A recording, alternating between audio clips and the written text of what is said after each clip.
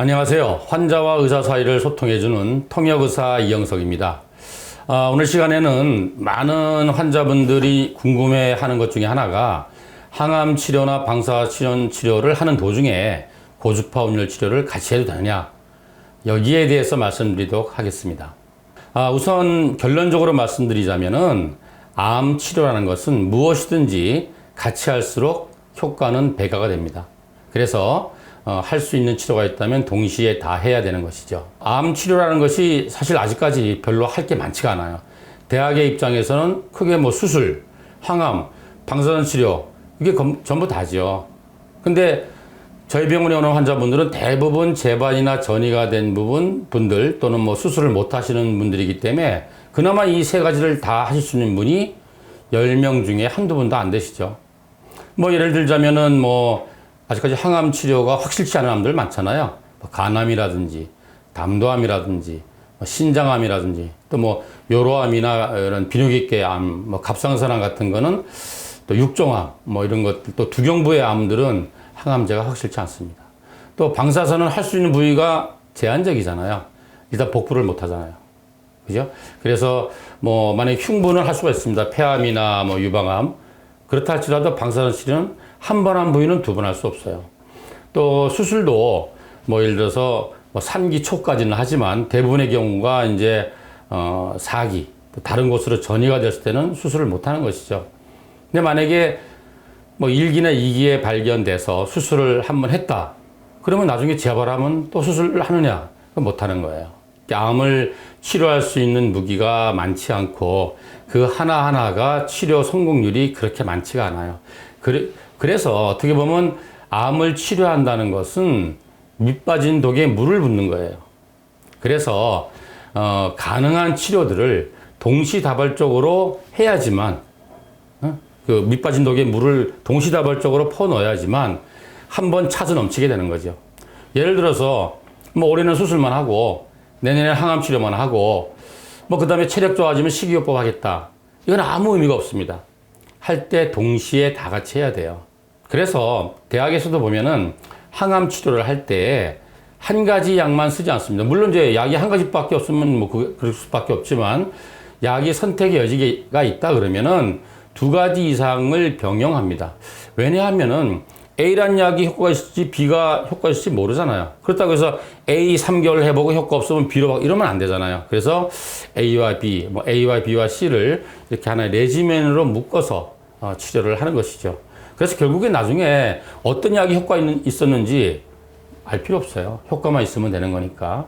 그래서 정통의학인 수술과 항암 방사선 외에 보완대체의학이라고 하는 이 고주파 온열 치료도 할 수만 있다면 같이 하시라.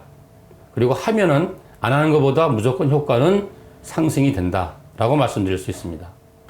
먼저 방사선 치료와 고주파 온열 치료와의 상관관계에 대해서 말씀드릴게요. 이 암세포는 정상세포와 다른 점이 여러 가지가 있는데 그 중에 하나가 뭐냐면은 예를 들자면 그 암의 종양이 1cm짜리가 있어, 지름이.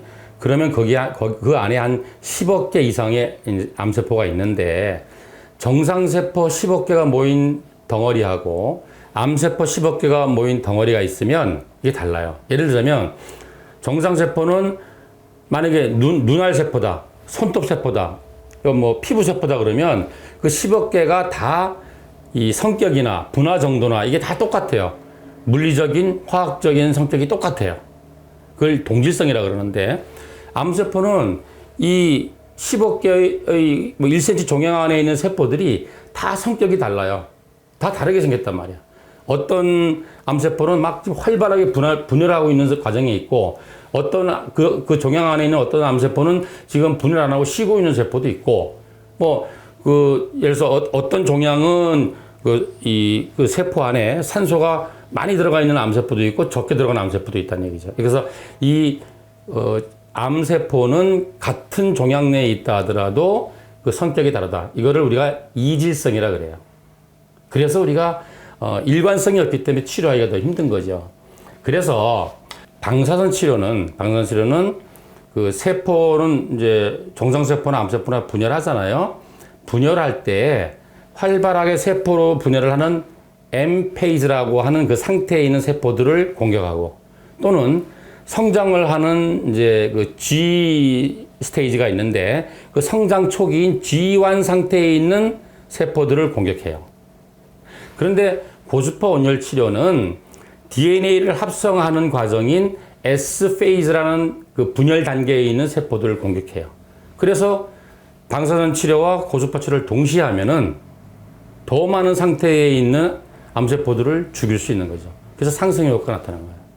또 하나는 그 세포마다 세포의 산도가 달라요. 왜 산성, 알칼리성 그러잖아요. 그래서 그 방사선 치료는 비교적 알칼리 성분에 있는 세포들을 공격합니다. 근데 고주파 온열 치료는 비교적 산성 상태에 있는 세포들을 공격해요. 그래서 이 두 가지 치료를 동시에 하면 산성인 세포도 죽이고 알칼리 세포도 죽이겠죠. 그러니까 상승 효과가 나타나죠. 또 하나는 이 세포 안에 이 산소의 포화도가 다 달라요. 어떤 세포는 산소가 풍부하게 들어있고 어떤 세포는 산소가 부족해요. 근데 방사선 치료, 항암 치료 이런 거는 그 암세포 안에 산소가 풍부해야지만 얘를 죽일 수 있어요. 근데 고주파 온열 치료는 반대로 산소가 부족할 때에 암세포를 효율적으로 공격합니다.